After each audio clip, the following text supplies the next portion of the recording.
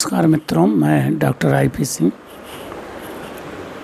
आज आपके लिए एक बहुत ही महत्वपूर्ण टॉपिक पृथ्वीराज रासो जो चंद्रवरदाई की रचना है उससे संबंधित एक वीडियो प्रस्तुत कर रहा हूँ। मित्रों, ये कृति कई कारणों से हमारे लिए उपादेय है। हिंदी भाषा के लिए भी, हिंदी साहित्य के लिए भी और हिंदी के विद्यार्थियों के लिए भी। समझे आपने? ये सौभाग्यवश हमारा हिंदी का प्रथम महाकाव्य कहा जाता है, लेकिन इसकी लोकप्रियता ने इसके इतने संस्करण तैयार कर दिए हैं कि हमें इसके मूल स्वरूप को लेकर के विवादों के बीच से गुजरना पड़ रहा है। ये विवाद हमारे आपके नहीं, बहुत बड़े विद्वानों के हैं। कोई इसे प्रामाणिक मानता है, कोई अर्ध प्रामाणिक मानता है, कोई अप्रामाणिक मानता है। तो चलिए 3 चरणों में इसके नोट्स को हम आप पूरा देखते हैं और मेरी कोशिश है कि 3 नोट्स में 3 वीडियो में आपके सामने ये पुस्तक लगभग स्पष्ट हो जाएगी।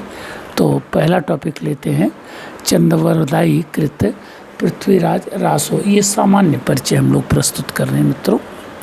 पृथ्वीराज रासो आदिकालीन छंद वैविध्य परंपरा का एक विशिष्ट ग्रंथ है। लगभग 2500 पृष्ठों के विस्तृत कलेवर का यह ग्रंथ 69 समय अध्याय या सर्ग, ये पहला प्रश्न आपका है, इसके अध्याय या सर्ग को समय कहा गया है।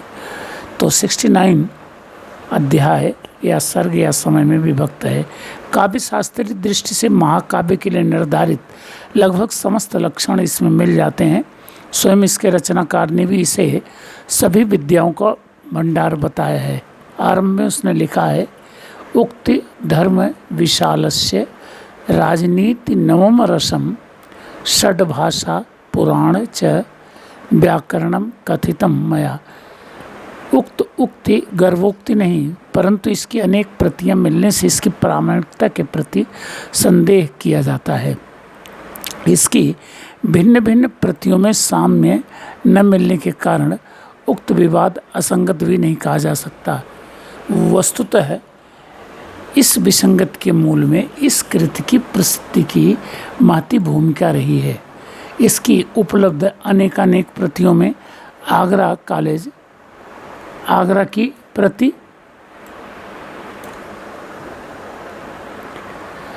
बीकानेर बृहद ज्ञान भंडार की प्रति, Bhandarkar oriental research institute Poona की प्रति, सुमेर लाइब्रेरी जोधपुर की प्रति, नागरी प्रसारणी सभा उदयपुर की प्रति, विक्टोरिया हॉल लाइब्रेरी की प्रति, अलवर लाइब्रेरी की प्रति, चंद के वंशधर नेनुराम से प्राप्त प्रति और ओरिएंटल कॉलेज लाहौर से प्राप्त प्रतियां उल्लेखनीय हैं। प्रसंगवश कुछ और प्रतियों का भी उल्लेख किया जाता है जो दूसरे नोट्स में आप पा जाएंगे।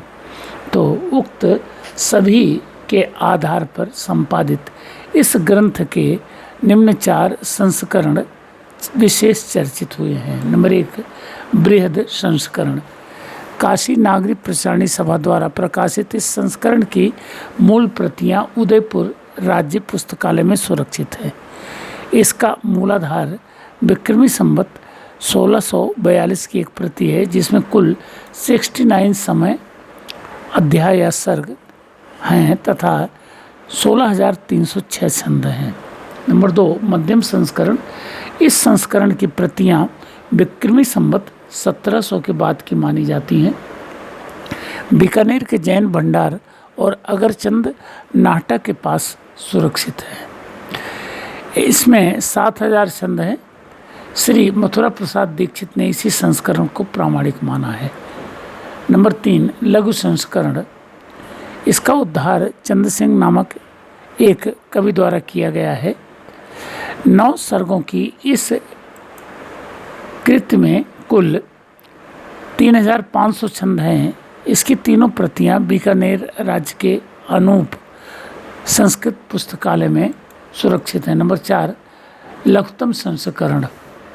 1300 छंद वाले इस संस्करण का उद्धार श्री अगरचंद नाहटा ने किया है। इसके अंतर्गत सर्ग विभाजन नहीं है। कुछ विद्वान इसी प्रति को प्रामाणिक मानने के पक्षधर हैं।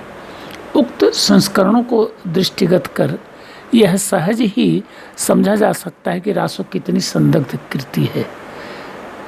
इससे संबंधित कुछ महत्वपूर्ण तथ्य इस प्रकार हैं। नंबर 1, रचनाकार। इस कृति के रचनाकार चंद्रवरदायी नामक कवि हैं, जो पृथ्वीराज के सभा कवि, सामंत एवं उनके परम मित्र थे। ये अनेक विद्याओं के ज्ञाता थे और सदैव उनके साथ रहते थे। ऐसी मान्यता है कि ये शहाबुद्दीन गोरी द्वारा पृथ्वीराज को बंदी बना लेने के बाद उनके साथ वहाँ गए थे और उनके साथ ही मारे गए थे। इस समय तक यह कृति अधूरी थी और चंद ने अपने पुत्र जल्लड़ से इसे पूरा करने के लिए कहा था। इसका उल्लेख इस प्रकार मिलता है। पुस्तक जल्लड़ हत दय चल गज्जन नृप काज। इस कृति को अप्रामाणिक मानने वाले विद्वानों ने पृथ्वीराज के दरबार में चंद नामक किसी कवि के पाए जाने से इनकार किया है। कश्मीर में प्राप्त जयानक कृत संस्कृत भाषा की कृति पृथ्वीराज विजयम को पृथ्वीराज का समकालीन या प्रामाणिक कृति मानकर उसमें पृथ्वीराज के दरबार में चंद नामक किसी कवि के न होने का उल्लेख स्वीकार किया गया है। इसी समय की एक अन्य कृति रंभा मंजरी में भी चंद का उल्लेख नहीं हुआ है। लेकिन इन प्रमाणों के आधार पर ही यह स्वीकार कर लेना संगत नहीं कि चंद पृथ्वीराज के दरबारी कवि नहीं थे। संभव है जयानक ने ईर्ष्यावश चंद्र का उल्लेख न किया हो। साथ ही जयानक द्वारा पृथ्वीराज के दरबार के प्रस्तुत संदर्भों को तब तक प्रामाणिक नहीं माना जा सकता जब तक कि उसकी कृति की संपूर्ण प्रति न मिल जाए। प्राप्त प्रति खंडित है, ये ध्यान रखें थोड़ा सा। रंभा मंजरी जैसी कृतियों में चंद का उल्लेख मिलना जरूरी भी नहीं। इसी पृष्ठभूमि में मुनि जिन विजय चंद की ऐतिहासिकता को स्वीकार करते हुए लिखते हैं, चंद कवि निश्चयतः एक ऐतिहासिक पुरुष था और वह दिल्ली स्वर हिंदू सम्राट पृथ्वीराज का समकालीन और उसका सम्मानित राजकवि था।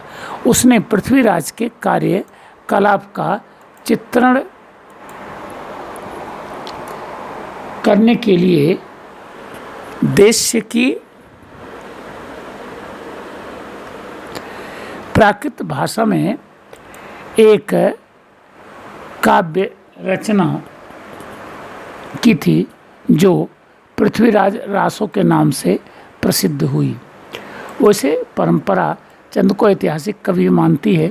इसकी ऐतिहासिकता की प्रामाणिकता पर अभी तक कोई अनुसंधान कार्य नहीं किया गया है। नंबर 2, रासो की कथा वस्तु और उसका स्वरूप। रासो की रचना संस्कृत में महाकाव्य के लिए मान्य लक्षणों और परंपरागत काव्य रूढ़ियों के आधार पर हुई है।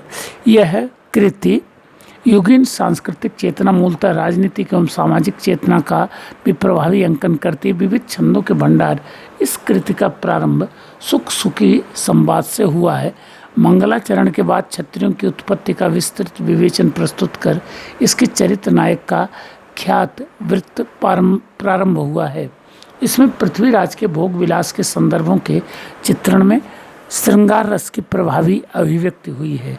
कृति के अनुसार निरंतर युद्धरत रहने से पृथ्वीराज की शक्ति क्षीण होती जा रही थी।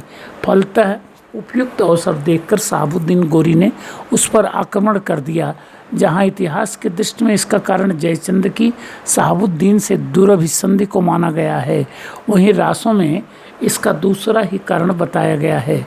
इसके अनुसार शहाबुद्दीन अपने राज्य की एक सुंदरी पर आसक्त था, किंतु वह हुसैन नामक किसी पठान से प्रेम करती थी। डरवश वो दोनों भागकर पृथ्वीराज की शरण में आ गए। शहाबुद्दीन के बार बार कहने पर भी पृथ्वीराज ने उन्हें नहीं लौटाया। इससे चिढ़कर गोरी ने पृथ्वीराज पर आक्रमण कर दिया। वह पहली बार हार गया था, लेकिन पकड़कर भी पृथ्वीराज ने उसे छोड़ दिया।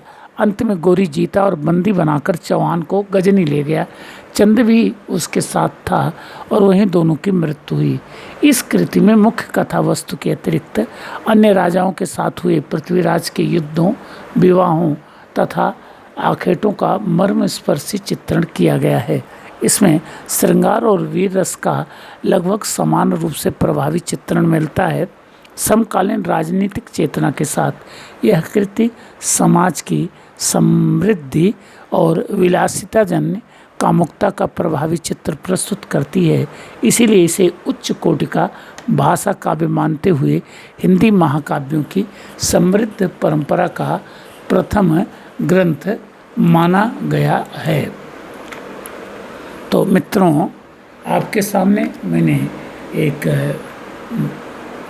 भाग प्रस्तुत किया कि पृथ्वीराज रासो का परिचय क्या है। अगले वीडियो में आपके सामने मैं इसकी प्रामाणिकता को लेकर जो उठाए गए 3 प्रश्न है, ये प्रामाणिक है, ये अप्रामाणिक है और ये अर्ध प्रामाणिक है, तो इनको 2 वीडियो में प्रस्तुत करने का प्रयास करूंगा।